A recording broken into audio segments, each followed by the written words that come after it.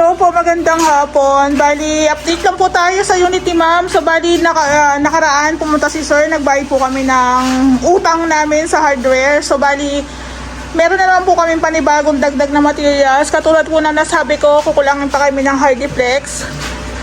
So ito na po yung gagamitin namin pang gawa ng kitchen cabinets. 4 na marine wood, saka 2 plyboard. Ayan. So additional na tiles adhesive, tsaka po semento. Ayan sir. Meron tayong additional na materials. So siguro ito na po yung magiging last. Tapos dito nga po pala, ayan, meron silang opening dito. So hindi ko lang alam kung ano ilalagay dyan.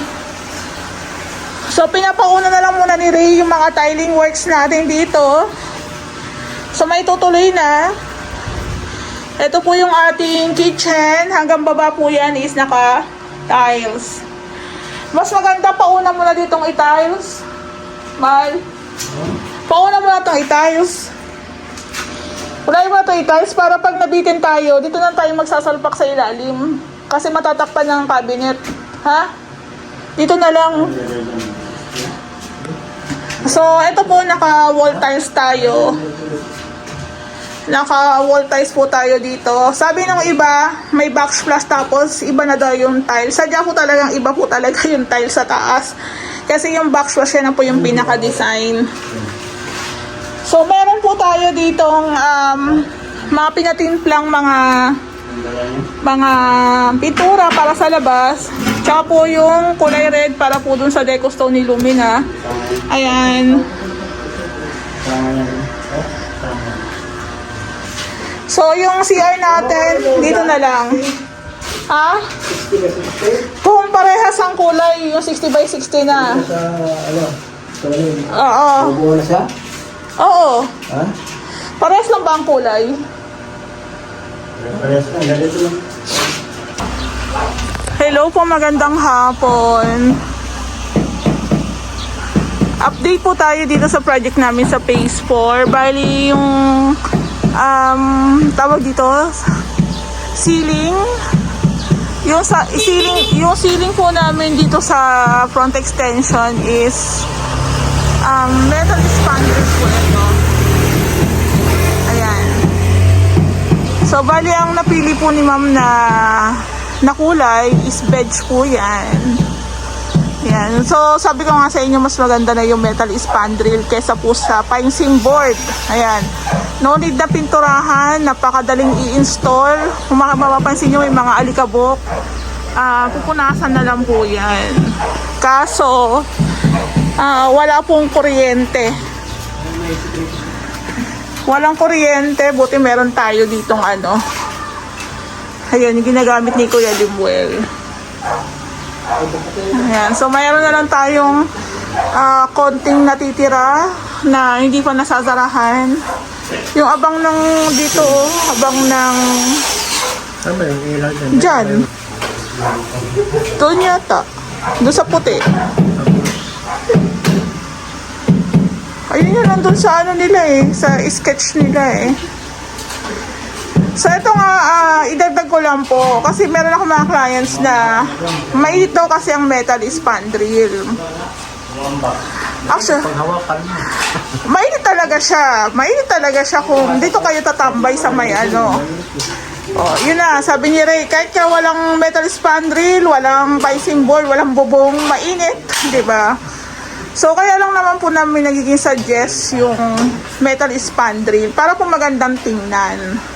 At the same time, hindi na rin po tayo magpipintura, magmamasilya. Makakamura nga po tayo sa pine seam board. Yung pine seam board po is heat resistant po siya. Pero syempre, may dugtong-dugtong po kasi yan eh. Hindi naman po bibitaw yung mismong pine seam board. Ano mo sa PS5 up, kailangan balde na yung flat na ako. Oo, diba? Oo. Dalawang balde na mga tatlo na ata. So, ito yung sinasabi ko sa inyo. Kung metal spandrel, no need na pintura, no need ng masilya. Ganyan lang. I-install nyo lang siya. Tapos pupunasan, lilinisan, di ba? Eh, alam niyo naman po yung ating unit. Di ba? Minsan may mga movements yan. So, possible talaga magkaroon ng crack lines. Minsan, maliit pa lang hanggang palaki na ng palaki. So, ito naman po ang metal spandrel. Hindi naman po ito pang lifetime. Hindi rin po ito pang forever, ha. Siguro, mas pinili lang po namin to kasi mas matagal. Mas matagal po yung pakinabang natin dito. Unlike po dun sa pine seam board na pag nabasa, ayun. Pag nabasa po, syempre, yung mga dugtungan nun, pwedeng bumuka. Pag nainitan, ganun din. So, si metal spandrel, kahit mainitan, carry lang. Diba? Kahit mabasa, carry lang. Diba? Kasi sa init yan, matutuyo pa rin naman yung napondong tubig dyan. So, ito po yung sinasabi ko sa inyo, mag-metal spandrel na lang po tayo sa harapan. So, bali dito po sa may loob na tayo, tinatapos na nila yung pagta-tiles. 60 by 60 po yung in-install namin na tiles. Ayan. Tapos, ayun nga po, ang napag-usapan is dito na lang po tayo maglalagay ng foam ceiling na maliit. Tapos, dito po is flat ceiling na lang po dito. Pero, ang tulad nito, naka pine seam board po tayo. So, ang gagamitin po natin dito is PVC ceiling panels naman. So, wala na rin tayong pinturang gagawin. Diba? So, mas maganda na po yung binibigay naming idea, suggestion sa inyo. Gastusan nyo na lang din talaga. Tapos, ito nga po palang unit ni ma'am. Maglalagay po kami ng molded door dito. So, yung molded door, yun na lang ang wala pa kami, ma'am. Ayan. Pinakuhanan ko to kay Ma'am Mickey ng gipas, hindi binirmahan eh. Inahalapan kasi ng HOA na resibo. So, pinto na lang, hindi pa. Yung pinto na lang ni ma'am, hindi pa naggipasan. Ayan, ayaw pirmahan. So, bali, hihingin ko na lang po yung kopya ng HOA para yun na lang. Ayan. So, meron na tayong, ito na yung mga huling materyales na pinadeliver namin. So, okay naman na siguro. To siguro baka kulangin kami, isa dalawang adhesive na lang. Ayan, tinatapos na yung ating pagtatayo. Tapos, bali, itong sa kwarto na lang ang hindi namin nalalagyan ng wirings. Pero ito pong sa kitchen, sa bathroom, dito, okay na po ito. Ayan.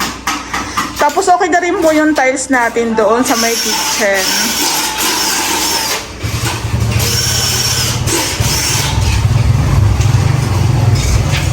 So wala po tayong kuryente. Maganda rin talaga na nakakapag-invest tayo ng cordless na drill bit, drill.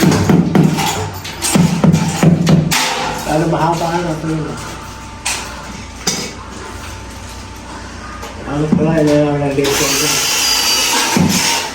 Tapos ito po papa-installan po natin to ng owning window. Ayan, owning po yan.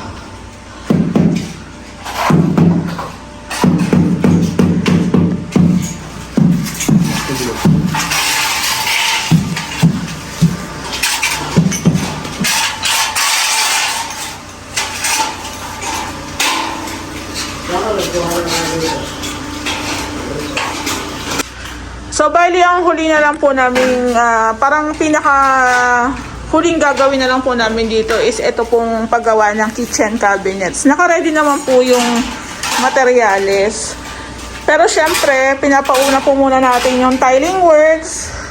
Itong ceiling po natin, okay naman na kasi nasarahan naman po yung the rest. Pati rin po yun doon, di lang tayo makapunta kasi nagta-tiles nga. So, yung CR ba meron ng kisame? Wala. Wirings pa, yon. So, yung kwarto po, tsaka yung CR natin, yun ang wala pang wiring. Pero madali lang yan kasi isa lang naman ang ilaw doon sa ating bathroom. So, yung kitchen area po natin, sadya po talagang iba yung backsplash, iba rin po yung sa wall tiles. Instead na pintura po yung gamitin namin, tiles na lang po para mas malinis. Ayan, walang pinturang mababakbak dyan. Matatakpan din po yan ng cabinet, kaya okay lang. Tapos yung dito po na part, matatakpan naman po ng rep yan. So, minsan, kami po dito sa house makeover, nagsasuggest din po kami. Mas maganda pong pakinggan ninyo kasi mas kami alam po namin na yung alam niyo yung mga suliranin na kinakaharap ng unit during tag-ulan, tag-init. So, mas sinasuggest po namin yung pangmatagalan na, ayan. So, alam nyo guys, yung metal spandrel, hindi naman siya ganun kamahal. Nasa 85 per meter lang naman yan. So, ilang metro lang naman ang magagamit. Unlike na magpipintura ka pa, tapos pag bumitaw yung dugtungan, another repair na naman, pintura na naman. So, ayan, install lang. So, abangan nyo rin yung PVC panels natin dito. Puti lang yung PVC panels natin dito. Puti lang po yan lahat. Tapos, meron tayong cove. Ayan. Hindi na po namin naging suggest yung mahabang cove gawa ng yung mga dugtungan kasi talaga iniiwasan namin. Kasi nga, ang row house po sobrang init. Mababa yung ceiling. Kaya, minsan, rektang-rekta rin talaga. Possible po talaga pumutok yung mga ganyan dugtungan. Ayan o. Kahit nga maliit na dugtong lang yan nilagyan mo ng masilya ng pintura, talagang puputok pa rin kasi nga sobrang init. So ang mangyayari dyan, laging repair. So hindi nyo alam nagagastusan kayo talaga ng malaki. Unlike sa PVC panels, saka dito sa metal spandrel. Ayan, makikita na naka-install lang, nakasalpak lang, okay na. Ayan. So, ito na lang po ang ita-tiles dito. Tsaka yung kwarto. Then, yung kitchen CR natin, okay na.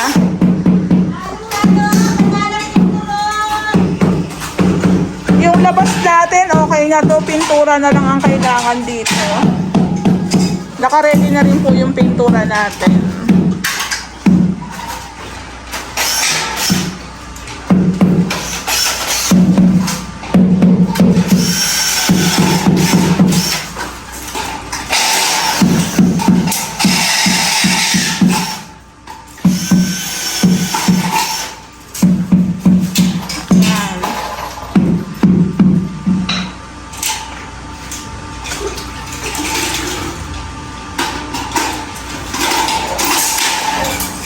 I-share ko po sa inyo na tawag dito, medyo malaki na rin yung ginastos namin dito ni client. Siguro nasa 200 plus na rin po yung material.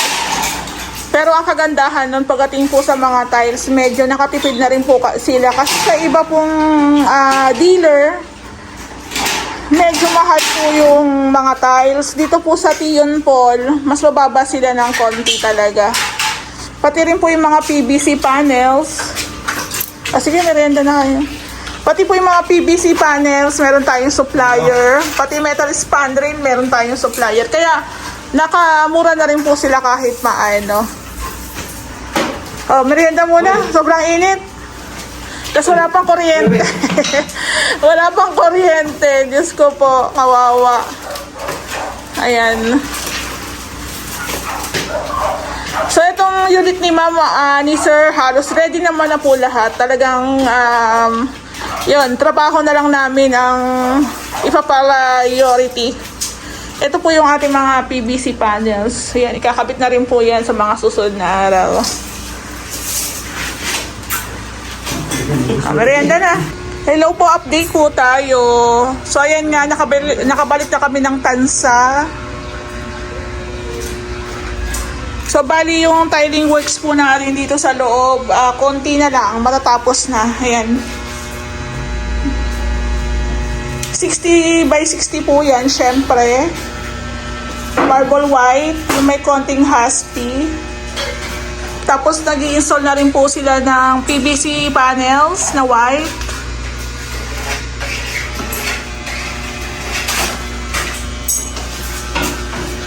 So, ganito po, medyo mahirap po talagang gawin ang row house kasi kasama mo yung gamit, kasama mo yung materyales.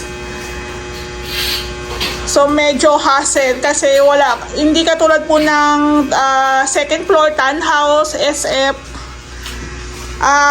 Nababawasan na yung mga materyales sa baba. Ito po talagang andito pa lahat. Tsaka kailangan medyo ingat din talaga. Ayan. So, hindi na po tayo makakapunta doon sa may, sa may kitchen. Okay naman na po doon.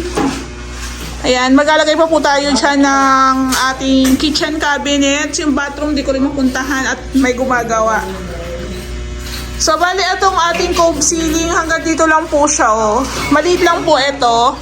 Tapos, meron tayong center light na abang na. Tapos, pin light, tsaka strip light. Ilan bang nito? Ilang meters yung para sa strip light? 15 ba? 15 o 10? Palagay nyo? 15? Oy, merienda mo na kayo. Oo, well,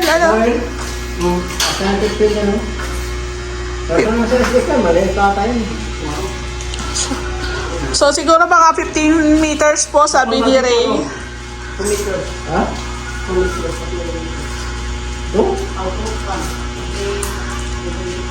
Kasi di baling sumobra, wag lang pong kumulang. Ayan, apak tayo dito. Ito pwede na tapakan to. Ayan. So, bali yung na-wiringans po ni Ray last time. Ito pong dito sa may kitchen, tsaka dito po sa may cove. Ito na lang po ang hindi niya pa lalagyan ng wirings. Ito pong ating kwarto. Ayan. So, itong unit ni Ma'am halos nasa 200k plus na po ito. Pero na to halos kumpleto na rin po ito. Ayan. So, ito po, maglalagay din po tayo ng PVC panels. Kung mapapansin nyo, yung tiles po is may ibang design. Ayan, backsplash po ito. Tapos yung the rest po is malalagyan po siya ng kitchen cabinets. Tapos ito po, likod na po ito ng rep. So, matatakpan naman po yan. Tapos yung pinakababa, ayan, may tiles na rin po yan. Naka-tiles din po tayo dito. Tapos dito sa may bar counter, konti na lang pala. Ayan. So, next naman po yung ating bathroom. Lalagyan na rin po ito ng PVC panels. Kumbaga, inuna lang po muna namin itong ating cove ceiling para po yung mga retaso dyan, magamit pa po namin dito. So, ganun po yung pinaka-diskarte. Unahin nyo po muna yung mga mahaba na paglalagyan. Tsaka na po kayo magputol kasi malay nyo, dito po sa mahaba, yung pinagputulan po nito is kasya po dito sa ating bathroom tsaka ating kitchen. Ayan, di ba? So, wag nyo po muna putulan ng maliit kasi mamaya magkulang kayo. So, ang kagandahan po dito, ito rin po yung sinasuggest ko talaga na wag na po kayong gumamit ng fencing board para maging kisame, lalo na dito sa row house, medyo sobrang init po talaga. Tagaktak ang pawis ko. Ayun. Ito po, ang kagandahan po talaga sa PVC panels, hindi na natin siya pipinturahan. So, wala tayong mga crack lines na makikita dyan. Ayan po. Tapos, ang kagandahan po dito is, hindi ka naman problema kung, naku, kailangan na naman i-repair, kailangan ng maintenance, no need na po ng maintenance. Pero ang pinaka-discarte po namin talaga dito ay, before kami naglatag ng kisame, naglagay po muna kami ng insulation. Tapos meron din po siyang fencing board. Ayan, kung mapapansin nyo. Ayan po, may fencing board po siya. Tsaka po namin pinatong yung ating PVC panels. Ayan. Kumbaga patong-patong na siya. So, huwag niyo na pong isipin yung gastos. Ang binibigay po naming serbisyo sa inyo is pang matagalan na. 'Di ba? Kasi ganun din, bibili ka rin ng pintura. Bibili ka rin ng masilya. So, matrabaho. Tapos, mga ilang buwan lang puputok na. Sasabihin nyo, ma'am, paano yun? Yung kisame ko puputok na, ang pangit tingnan. So, diba? Eto, dito na po tayo sa medyo tatagal. Diba? Ingatan lang talaga po natin yung ating PVC panels. So, pagdating naman po sa pinaka-design, isang design na lang po yung kinuha namin para kung sakali pong kulangin, yung mga putol-putol, pwede po namin siyang idugtong. So, wag na po kayo mag-iba-iba po ng kulay ng PVC panels. Mas maganda po isang design na lang, katulad po dito. Ayan. Tatlo po yan, parang may rib. Ayan. So, isa rin po sa magiging diskarte namin, yung gagamitin po naming marine wood dito sa may lower cabinet is marine wood po. Tapos ito po nakikita nyo medyo light brown. Ito po yung gagamitin namin pantakip. Plyboard po ito para medyo magaan. Medyo mura din po kasi ito kumpara dito sa marine wood. Itong marine wood medyo mahal eh.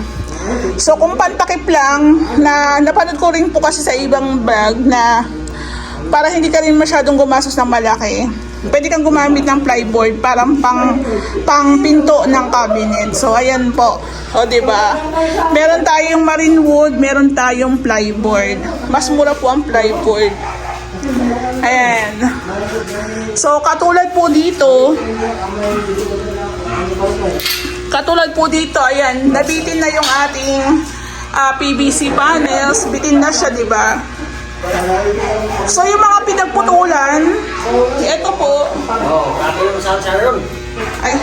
Ayan po yung pinagputulan, no? Ayan po.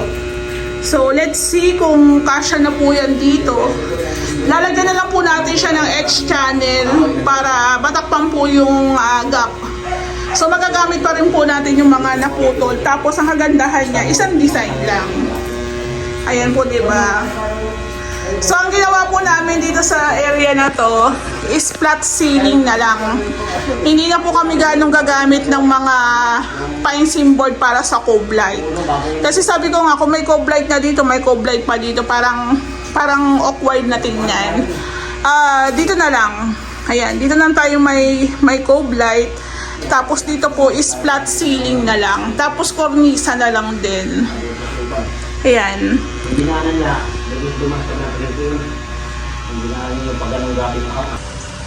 Hello po, good morning. Update po tayo. Ayan. So bukas po ata walang pasok, kaya yung may-ari pupunta yata bukas. So mas maganda para matanong din po namin. So yung part po dito hindi pa sinasarahan kasi magkukuha pa kami ng abang ng wirings para po sa ilaw nila dito. So yung ilaw, wala po tayong ibabaon o surface type na gagamitin dito. Dito po tayo maglalagay sa may yung sa white na yan, na wall, ayan. Tapos kanina sinukatan na yung CR. Ha? Eh yung dito sinukatan. Well, yung dito sinukatan. Parang ito lang yata eh. Ayan lang. O, isukatan mo. Para isend ko. Para isend ko kay tatay.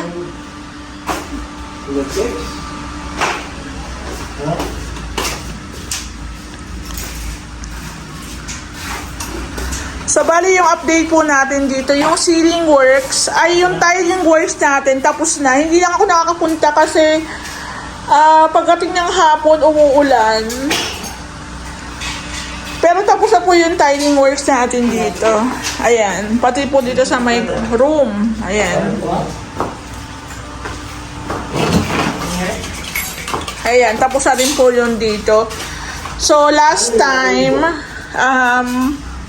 dagad kami ng isang, parang kalahat, 1/4 L po ata ng buhangin. Tsaka yung pinto natin molded door. Ayan. So, yung molded door ni ma'am o pinakapinto is temporary lang yan. Kasi ang gusto nila, iba po yung gusto nila. Kaso, sa amin po kasi pagdating sa mga customized na pinto, hindi po talaga kami gumagawa niyan. Talagang install lang kami. Ayan, since lalagyan mo ng aircon yung loob, mas magandang sealed po talaga yung ating room. So, kanina po pala sinukatan na yung ating bathroom. Kaso nakalimutan ito. So, yung gagamitin po natin pinto dito is molded door. Ito. Tsaka itong ating hamba. Tapos, kung mapapansin nyo, itong ceiling natin, parehas lang po yan ng PVC panels na design. Ayan. Tapos, ito yung cove natin dito. Ang ganda na. So, ito, papasokan na lang po ito ng pintor para po masilyahin, tapos lagyan po ng pintura. Tapos, na-order ko na rin po yung strip light na gagamitin dito. Tapos, ito na lang pong kwarto. Ang wala pang wirings. Lalagyan na lang po ng wirings yan. Ang kagandahan din po dito kasi panay ang ulan. So, alam namin kung may leaks o wala. So, may mga convenient outlet na po tayong inabang dito. Ayan po yung kwarto natin, di ba? So, kung kayo po prepared nyo na drywall partition ang gamitin, okay lang din naman po yun. Pero ito po kasi naging suggest lang namin yung pinaka concrete para po mas matibay. Actually, wala naman na itong hindi na babaguhin ng pwestuhan kasi ito na to, wala nang pagbabago dito. Pero sabi ko nga, mas maganda na concrete wall. Kung halimbawa, let's say, gusto mo sabitan niya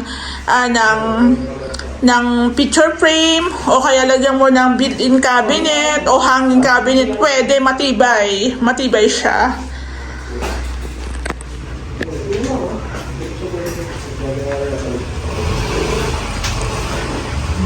So, ito na lang po yung pinaka-suggest namin na gumamit po ng PVC panels para hindi na rin po kami magpintura, hindi na rin po gagastos yung may-ari sa pintura, di ba? Pero, ang kagandahan po nito, dahil meron tayong insulation, meron tayong painting board, tapos PVC, kahit paano hindi po direct yung ating PVC sa pinaka-roofing o long span. So, kahit paano yung init, hindi ganun ka-rekta sa ating PVC. So, kung ako sa inyo, magpapagawa kayo ng unit, mas maganda po yung ganito. Meron tayong insulation, meron tayong painting board, meron tayong PVC panels. Ayan. Nandito na ba yung exhaust, di ba? Nako, nasa bahay. Nandun sa bahay yung dalawa. Mamaya na lang dalahin. Tapos, eto nga po pala yung mga gagamitin namin gagamitin namin para sa kitchen cabinet. Tapos, ito po yung mga kornisa na ipangsasara po namin. So, kay ma'am, kay sir, pasensya na kung medyo ayun naman, medyo tumatagal. Yun naman ang sabi ko sa inyo kasi talaga marami po talaga kaming projects. Pero may gumagawa naman po dito.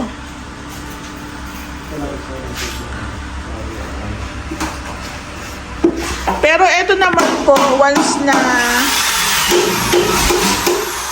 natapos na po yung ating ceiling works, yung pintura na po, lalagyan na po natin doon ng kulay.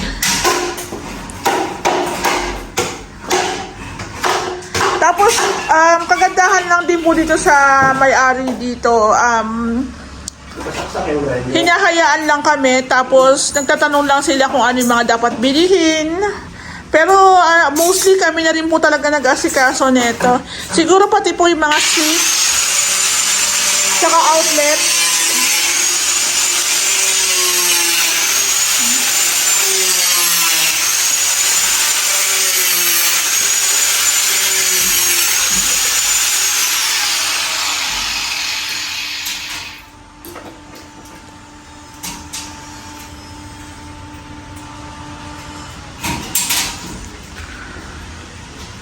So, yung mga pin lights, 1, 2, 3, 4, 5, 6. 6 na pin lights. Isang strip light. Ayan. So, yung mga pintura naman po nito, halos naka-ready na lahat. Nasa bahay lang. Dalahin na lang namin pag ano na. Magpipintura na.